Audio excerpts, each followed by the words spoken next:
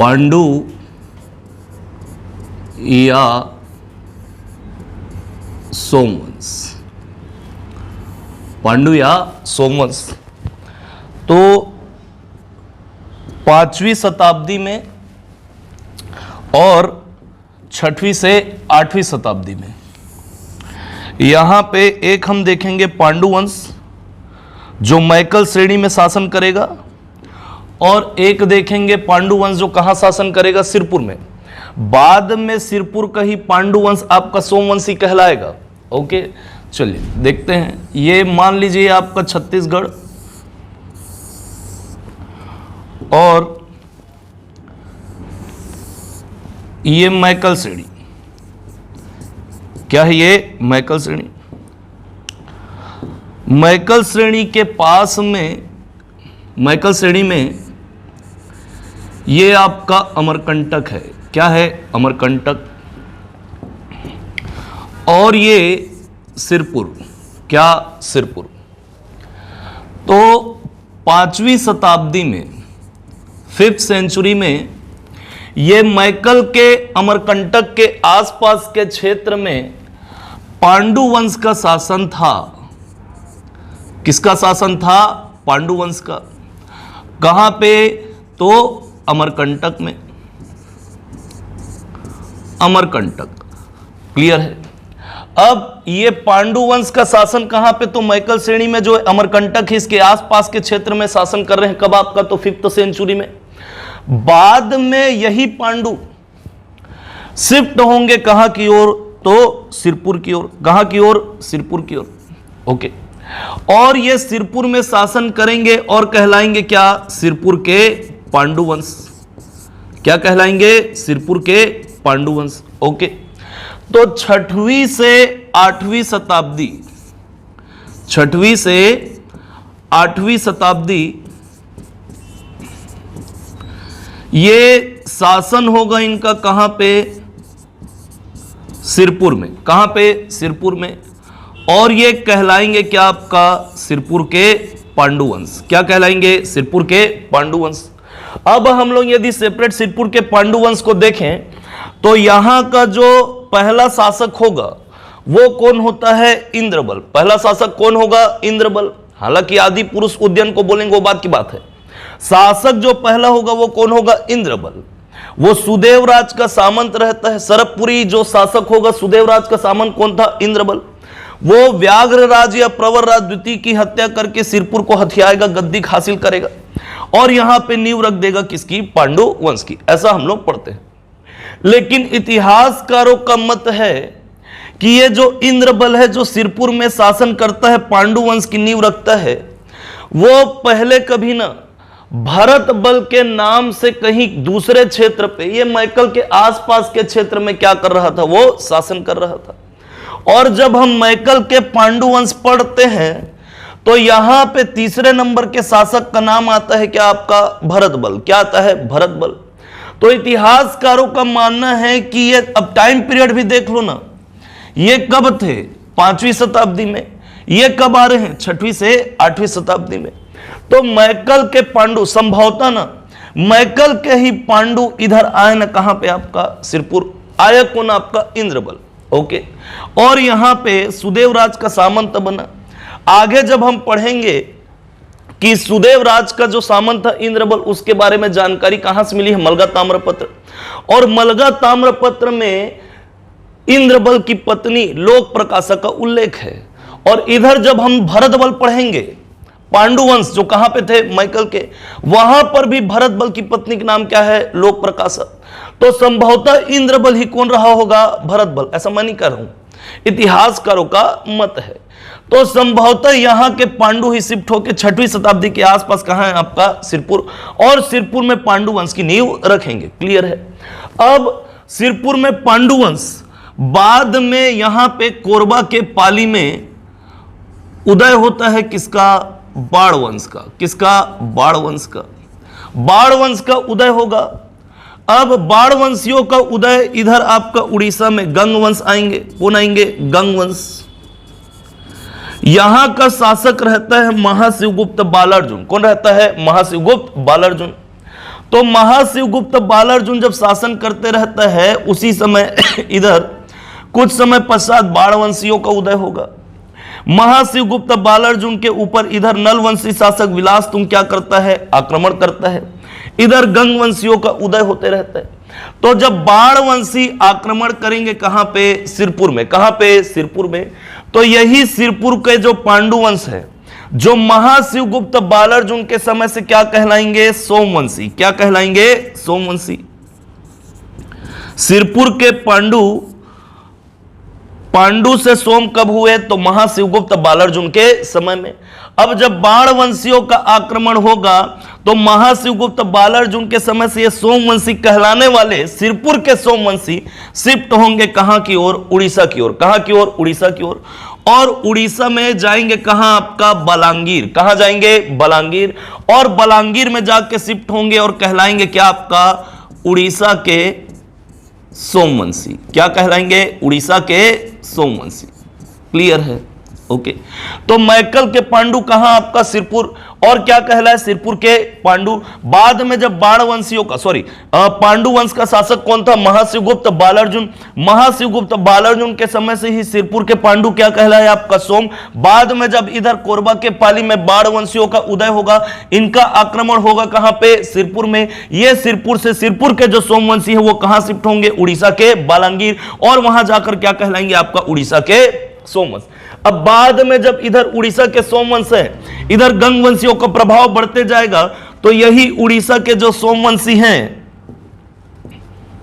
ये शिफ्ट होंगे कहां पे, सिहावा में। कहां शिफ्ट होंगे, सिहावा में।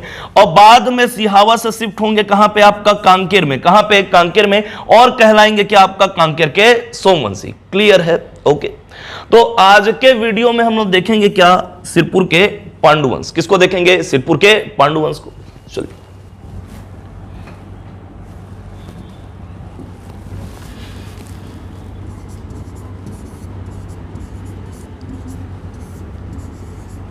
सिरपुर के पांडुवंश महाशिवगुप्त बालार्जुन के समय से ही ये क्या कहलाएंगे, सोमवंश। क्या कहलाएंगे, सोमवंश, ओके। इनका जो राजधानी था वो क्या होगा, आपका सिरपुर। क्या होगा, सिरपुर। शासनकाल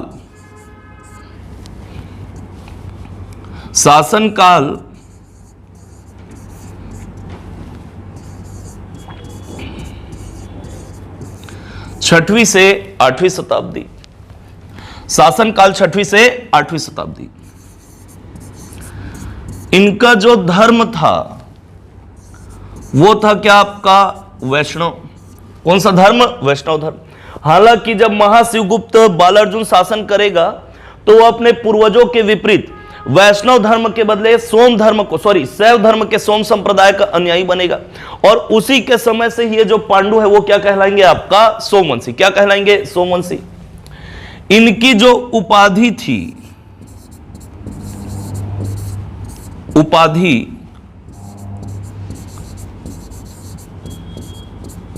परम भागवत। पांडु या सोमवंशी जब ये पांडु थे तो ये कौन सी उपाधि धारण करते थे, परम भागवत। महाशिवगुप्त बालार्जुन जब शैव धर्म का सोम संप्रदाय बनेगा तो वो परम भागवत के बदले कौन सी उपाधि धारण करेगा, तो परम महेश्वर की उपाधि। इनके बारे में जो ताम्रपत्र मिला हुआ है इनका,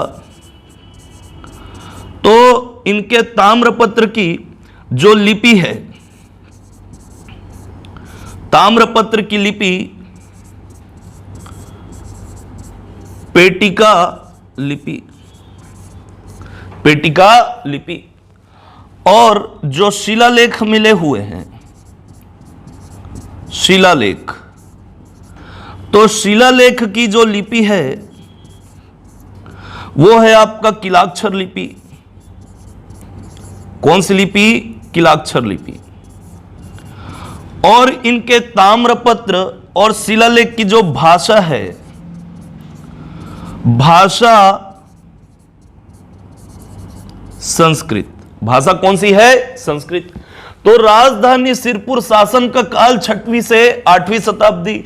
धर्म वैष्णव उपाधि को क्या धारण करते थे? सॉरी, परम भागवत। इनके जो ताम्रपत्र की लिपि वो कौन सी? आपका पेटिका शीर्ष लिपि। शिलालेख की लिपि क्या? आपका किलाक्षर लिपि। और इनमें जो भाषा होती थी वो कौन सा? आपका तो संस्कृत। कौन सा प्रयोग करते थे? संस्कृत। क्लियर है? चलो शासकों को देखते हैं। तो सबसे पहले उदयन, हालांकि इसने शासन नहीं किया है, अभी डी बताता हूं। उदयन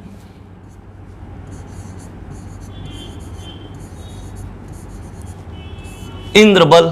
कौन? इंद्रबल। इंद्रबल के 4 बेटे। इंद्रबल के 4 बेटे। एक का नाम था नन्हराज। क्या नाम था? नन्हराज। एक का नाम था आपका सूरबल। क्या नाम था? सूरबल। एक का नाम था आपका ईशान देव।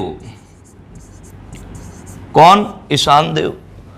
और एक का नाम था आपका भवदेव। और इसी की उपाधि थी रण केसरी। उपाधि क्या थी? रण केसरी।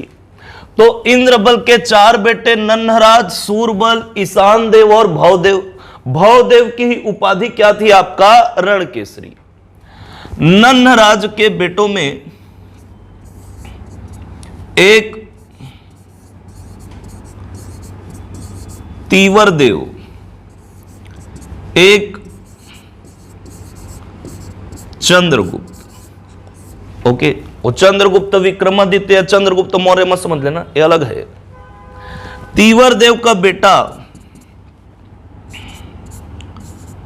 नन्हदेव। कौन? नन्हदेव। इसी को नन्हराज द्वितीय भी बोले। क्या बोले? नन्हराज द्वितीय। चंद्रगुप्त का बेटा हर्षगुप्त। चंद्रगुप्त का बेटा हर्षगुप्त। हर्षगुप्त के 2 बेटे, एक का नाम था आपका महाशिवगुप्त और दूसरे का नाम था रणकेसरी।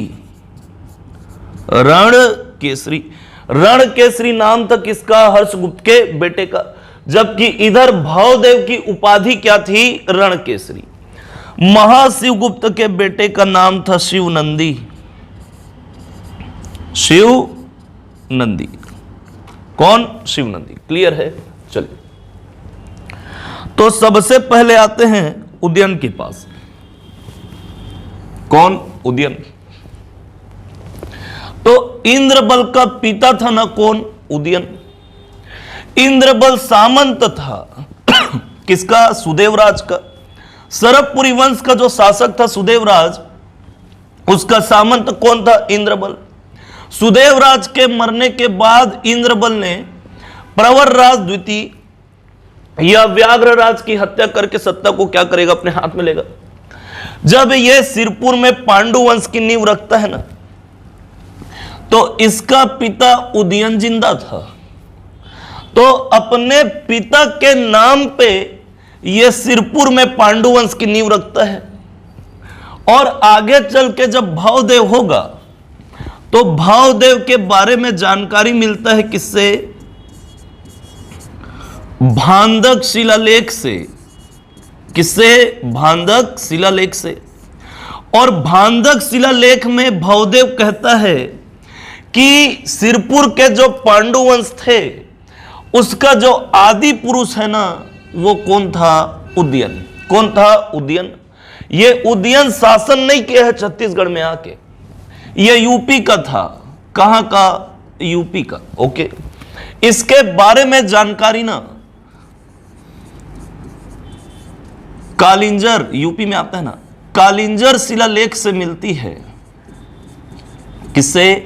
कालिंजर शिलालेख। कालिंजर शिलालेख जानकारी देता है किसके बारे में? उदयन।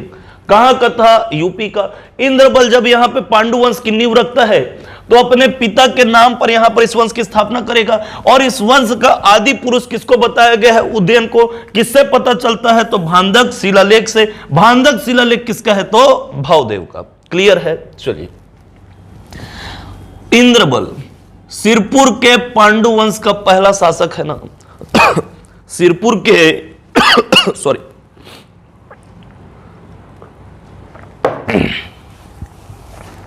सिरपुर के पांडु वंश का पहला शासक कौन? इंद्रबल। इंद्रबल के बारे में जानकारी मलगा ताम्रपत्र से। किससे? मलगा ताम्रपत्र, बिलासपुर से ना मिला हुआ है मलगा ताम्रपत्र। और मलगा ताम्रपत्र में ही इसकी पत्नी का उल्लेख है, जिसका नाम क्या है आपका? लोक प्रकाशा। क्या नाम है? लोक प्रकाशा। तो लोक प्रकाशा सरभपुरी राजकुमारी थी ना, सरभपुरी राजकुमारी थी कौन? लोक प्रकाशा। उससे विवाह करेगा कौन? इंद्रबल। अब जब विवाह करेगा तो विवाह करने के पश्चात ना इंद्रबल को खरौद का, वर्तमान में जांजगीर चांपा, खरौद की सामंती मिलती है। किसको? इंद्रबल को। क्लियर है? तो सामंती मिली इंद्रबल को। शादी करने के बाद इंद्रबल के शासन के समय में, अब देखो ये सामंत था, सुदेव राज का मुख्य सामंत, मतलब मैनेजर समझ लो। तो उसके जीते जी तक ये कुछ नहीं करता है। जैसे सुदेव राज मरता है तो प्रवरराज द्वितीय व्यागराज की हत्या करके क्या करेगा? गद्दी को हथियाएगा। इतिहासकारों का मानना है कि यही इंद्रबल किसी समय में मैकल के क्षेत्र के आसपास वाले एरिया में ये क्या करता था? भरत बल के नाम से शासन करता था। क्लियर है? और उधर जब हम मैकल के पांडु पढ़ेंगे तो वहां भरत बल की भी पत्नी कौन थी? आपका लोक प्रकाशा, जो क्या थी? सरभपुरी राजकुमारी थी। क्लियर है? तो इंद्रबल ही कौन रहा होगा? आपका भरत बल। क्लियर है?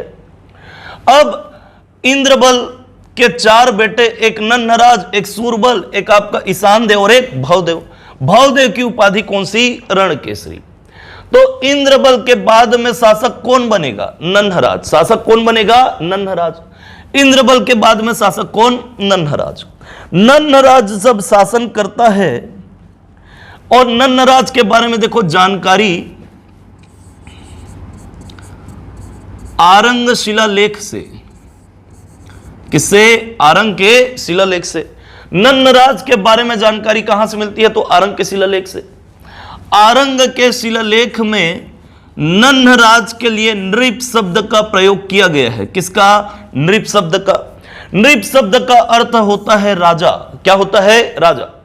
तो नन्हराज के बारे में जानकारी आरंग शिलालेख से, इसमें इसके लिए नृप शब्द का प्रयोग किया गया, जिसका अर्थ क्या होता है? राजा। जब यह शासन करता है तो शासन करते वक्त ये अपने भाइयों को ना मंडलाधिपति नियुक्त करता है। अलग अलग जगहों पे मंडल के अधिपति बना के भेजेगा। तो नन्हराज अपने भाइयों क्या बनाएगा? मंडलाधिपति। तो जो जानकारी मिला हुआ है, ईशान देव को ना खरौद भेजेगा। कहां भेजेगा? खरौद। तो उस समय नाम खरौद नहीं था। ईशान देव को भेजेगा, मंडलाधिपति बनाया कहां? खरौद का। तो अपने पिता के नाम पे वो इंद्रपुर नामक शहर बसाएगा। कौन? ईशान देव। और उसी इंद्रपुर में ना लक्ष्मणेश्वर मंदिर, लक्ष्मणेश्वर मंदिर का निर्माण कराएगा, जिसको लाखा चौर मंदिर भी कहते हैं। या लक्ष्मणेश्वर मंदिर, या लखनेश्वर मंदिर, या लाखा चौर मंदिर। तो लाखा चौर मंदिर या लक्ष्मणेश्वर मंदिर कहां है? तो अभी वर्तमान में खरौद। खरौद का पुराना नाम क्या? इंद्रपुर। इंद्रपुर को बसाने वाला कौन? ईशान देव। तो ईशान देव के बारे में जानकारी हमको लाखा चौर मंदिर या लक्ष्मणेश्वर मंदिर से मिलती है। क्लियर है? भवदेव, भवदेव की उपाधि क्या? रणकेसरी। इसके बारे में जानकारी भांदक शिलालेख से। इसी भांदक शिलालेख में लिखा गया है कि इस वंश का आदि पुरुष कौन है? उदयन।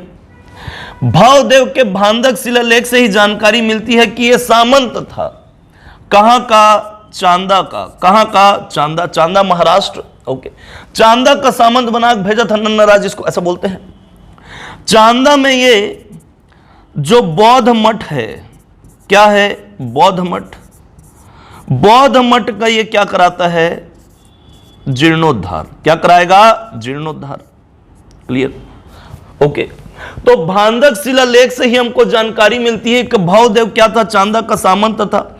चांदा में जो बौद्ध मठ है उसका क्या करवाता है? ये रिपेयरिंग, जीर्णोद्धार करवाएगा। कौन? भवदेव। क्लियर है? नन्नराज के बाद में अब नन्नराज के दो बेटे, एक तीवर देव और एक कौन आपका? चंद्रगुप्त। तीवर देव और चंद्रगुप्त। तो तीवर देव जब शासक बनेगा, अभी देखो ये सब शैव धर्म को मानने वाले हैं ना, सब परम भागवत उपाधि धारण कर रहे हैं, बोले तो शैव धर्म को मानने वाले हैं, पूरा चल रहा है शैव धर्म। तीवर देव, इसका भी जो धर्म था ना, सॉरी शैव नहीं, वैष्णव धर्म। कौन सा धर्म? वैष्णव धर्म। तो तीवर देव का भी धर्म क्या होगा? वैष्णव धर्म। ओके, तीवर देव का भी धर्म क्या होगा? वैष्णव। लेकिन यह वैष्णव धर्म का अनुयायी होते हुए भी ना भगवान शंकर का भक्त था। किसका भक्त था? भगवान शंकर का। तो भगवान शंकर का भक्त था, तो यह उपाधि धारण करेगा ना किसकी? महाशिव की। किसकी उपाधि धारण करता है? महाशिव की। और कहलाएगा ना क्या आपका? महाशिव तीवर देव। क्या कहलाएगा? महाशिव तीवर देव। ओके, यह जब शासन करता है तो अपने साम्राज्य का विस्तार करेगा। क्या करेगा? साम्राज्य का विस्तार। साम्राज्य का विस्तार करेगा, उत्कल तक लेके जाता है ना, मतलब वर्तमान के उड़ीसा तक। इधर आपका छत्तीसगढ़, इधर आपका उत्कल, उत्कल तक अपने साम्राज्य का विस्तार करता है ना कौन? आपका महाशिव तीवर देव। तो महाशिव तीवर देव के समय से पांडु वंश का साम्राज्य बढ़ेगा, इसलिए महाशिव तीवर देव के शासन काल को पांडु वंश का उत्कर्ष काल कहते हैं ना। देखो आगे पढ़ेंगे, छत्तीसगढ़ का स्वर्ण युग महाशिव गुप्त बालार्जुन के समय को। ओके, आगे बताऊंगा भी। जबकि पांडु वंश का उत्कर्ष काल किसके समय कहा गया? तो महाशिव तीवर देव के। ओके, महाशिव तीवर देव अभी अपने साम्राज्य का विस्तार कर रहे हैं, कौशल उत्कल तक पूरे अपने साम्राज्य को बढ़ाया, तो यह सकल कौशलाधिपति की उपाधि धारण करेगा। किसकी उपाधि धारण करता है? सकल कौशलाधिपति। इस उपाधि को सबसे पहले इंट्रोड्यूस करने वाला कौन आपका? तो महाशिव तीवर देव। सकल कौशलाधिपति, पूरे कौशल का अधिपति मैं छू, ऐसा कह रहे हैं कौन आपका? महाशिव तीवर देव। अब यह सकल कौशलाधिपति की उपाधि धारण किया हुआ है, इसके बारे में जानकारी हमको राजिम व बालोद से, राजिम व बालोद से ताम्रपत्र मिला हुआ है। तो राजिम और बालोद से जो ताम्रपत्र मिला हुआ है किसका? आपका तीवर देव का। किसका मिला हुआ है? तीवर देव। वह जानकारी देता है तीवर देव के बारे में। क्लियर है? तो महाशिव तीवर देव के बारे में जानकारी राजिम और बालोद के ताम्रपत्र से। इसके ताम्रपत्र में सॉरी, राजिम और बालोद से जो महाशिव तीवर देव के ताम्रपत्र मिले हुए हैं उसमें गरुड़ का चिन्ह अंकित है। किसका चिन्ह अंकित है? गरुड़ का। राजिम व बालोद से महाशिव तीवर देव के जो ताम्रपत्र मिले हुए हैं उसमें किसका चिन्ह अंकित है? तो गरुड़ का। याद रहेगा। ओके, अब तीवर देव जो कि पूरा साम्राज्य विस्तार कर चुका है, इसके समय में 565 ईस्वी में, कब? 565 ईस्वी में। 565 ईस्वी में उड़ीसा का शासक रहता है विष्णु कोंडी माधव वर्मन। शासक का नाम क्या था? विष्णु कोंडी माधव वर्मन। तो 565 ईस्वी में ना उड़ीसा का जो शासक है विष्णु कोंडी माधव वर्मन, वो आक्रमण करेगा किसके ऊपर? तो महाशिव तीवर देव के ऊपर। अब आक्रमण हुआ कहां से? उड़ीसा से। कहां से हुआ है? उड़ीसा से। उड़ीसा से आक्रमण होगा, मारेगा किसको? महाशिव तीवर देव को। इस युद्ध में मारा जाता है ना कौन? महाशिव तीवर देव। तो 565 ईस्वी में उड़ीसा का शासक विष्णु कोंडी माधव वर्मन इसके ऊपर आक्रमण करेगा सिरपुर में, और इसी युद्ध में मारा जाएगा ना कौन? आपका महाशिव तीवर देव। क्लियर है? तीवर देव का बेटा कौन? नन्हदेव। कौन? नन्हदेव। नन्हदेव या इसी क्या बोले? नन्हराज द्वितीय। क्या बोले? नन्हराज द्वितीय। अब नन्हदेव के बारे में जानकारी केवल और केवल वर्तमान के शक्ति जिला से अडभार अभिलेख, अडभार से इसका एक अभिलेख मिला हुआ है। जो वर्तमान में पहले जांजगीर चांपा जिला में आता था, अभी किस में आएगा, शक्ति में। तो वर्तमान में शक्ति जिला में आपका अड़भार से एक अभिलेख मिला हुआ है जो किसका है, नन्नदेव द्वितीय। तो नन्नदेव द्वितीय नन्नदेव या नन्नराज द्वितीय के बारे में जानकारी काहे से, तो अड़भार के शिलालेख से। क्लियर। अब यह निसंतान ही मृत्यु को प्राप्त होता है, इसकी कोई संतान नहीं थी ना किसकी, नन्नदेव की। तो अब आगे गद्दी में कौन बैठे बोले सॉरी। तो इसके बाद ना अब देखो तीवर देव का बेटा ही है, तीवर देव का भाई कौन है, चंद्रगुप्त। कौन है, चंद्रगुप्त। तो नन्नदेव द्वितीय के बाद में चूंकि निसंतान ही मृत्यु को प्राप्त होगा तो गद्दी शिफ्ट हो जाएगा इसके चाचा को, यानी किसको, चंद्रगुप्त को। किसको, चंद्रगुप्त को।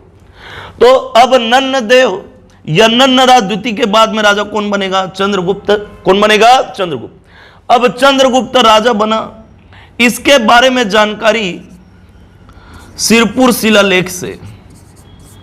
किससे, सिरपुर के शिलालेख से।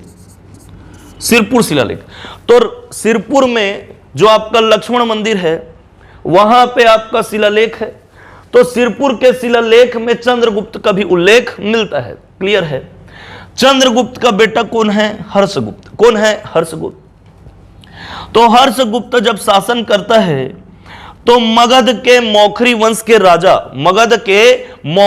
के राजा सूर्यवर्मा की पुत्री राजकुमारी वासटा से क्या करेगा, ये विवाह करेगा। ओके।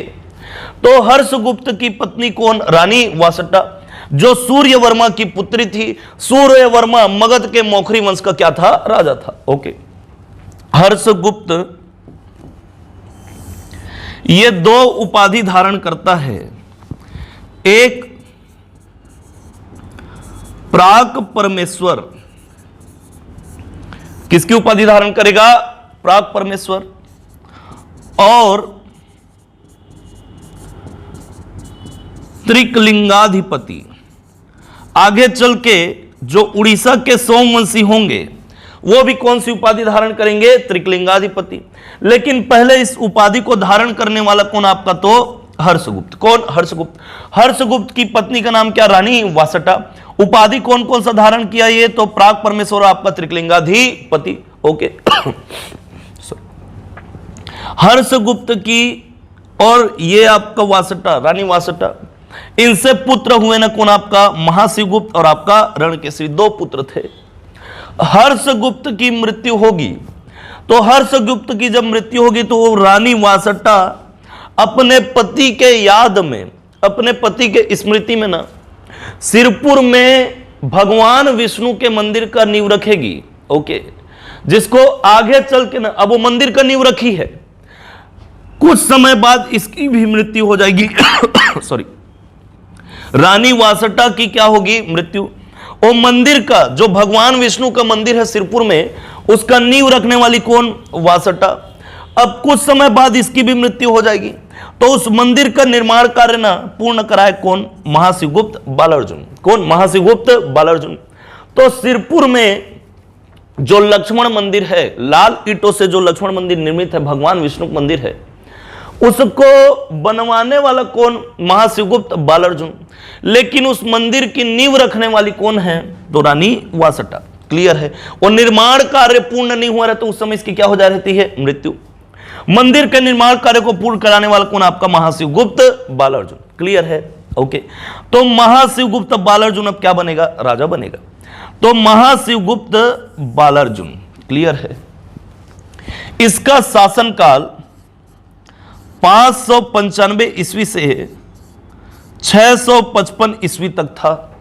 595 से 655। क्लियर है। लगभग 60 वर्षों तक का शासन किया है। कितने साल तक शासन किया, 60 वर्षों तक।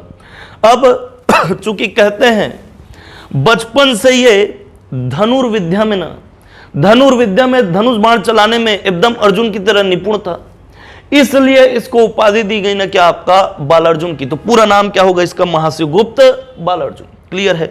60 वर्षों तक इसका शासन रहा। 595 से लेकर 655 ईस्वी तक ये क्या किया है, शासन किया है। क्लियर है। तो महाशिवगुप्त बालार्जुन के बारे में अगले वीडियो में देखेंगे। ओके। आज के लिए, आज के इस वीडियो में इतना ही। अगले वीडियो में डील करूं किसको, महर्षि गुप्त बालार्जुन को। क्लियर है? Okay, thank you.